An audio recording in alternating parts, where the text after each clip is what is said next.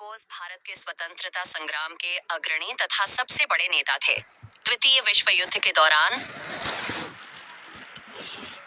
अंग्रेजों के खिलाफ लड़ने के लिए उन्होंने जापान के सहयोग से आजाद हिंद फौज का गठन किया था। उनके द्वारा दिया गया जय हिंद का नारा भारत का राष्ट्रीय नारा बन गया है। तुम मुझे खून दो मैं तुम्हें आजादी दूंगा का नारा भी उनका था, जो उस समय अत्यधिक प्रचलन में आया। भारतवासी उन्हें नेताजी के नाम से संबोधित करते हैं।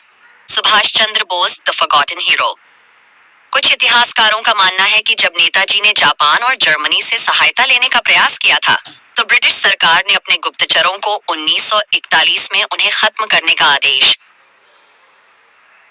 आदेश दिया था। नेताजी ने 5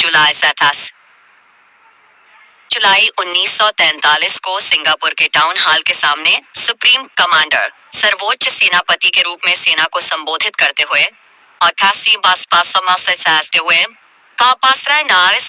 हुए दिल्ली चलो से का नारा दिया और जापानी सेना के साथ मिलकर ब्रिटिश व्हाइट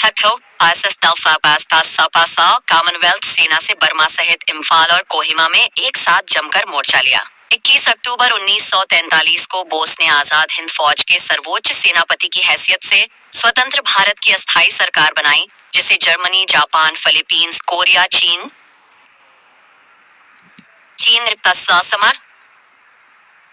इटली, मांचुको और आयरलैंड सहित 11 देशों की सरकारों ने मान्यता दी थी।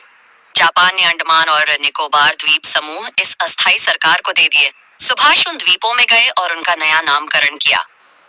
1944 को आजाद हिंद फौज ने अंग्रेजों पर दोबारा आक्रमण किया और कुछ भारतीय प्रदेशों को अंग्रेजों से मुक्त भी करा लिया। कोहिमा का युद्ध 4 अप्रैल 1944 से 22 जून 1944 तक लड़ा गया एक भयंकर युद्ध था। इस युद्ध में जापानी सेना को पीछे हटना पड़ा था और यही एक महत्वपूर्ण मोड़ सिद्ध हुआ। 6 जुलाई 1944 को उन्होंने रंगून रेडियो स्टेशन से महात्मा गांधी के नाम एक प्रसारण जारी किया, जिसमें उन्होंने इस निर्णायक युद्ध में विजय के लिए उनका आशीर्वाद और शुभकामनाएं मांगी। नेताजी की मृत्यु को लेकर आज भी विवाद है। जहां जापान में प्रतिवर्ष 18 अगस्त को उनका शहीद दिवस धूमधाम से मनाया जाता है, वहीं भारत में रहने वाले उनके परिवार के लोगों का आज भी यह मानना है कि सुभाष की मौत 1945 में नहीं हुई।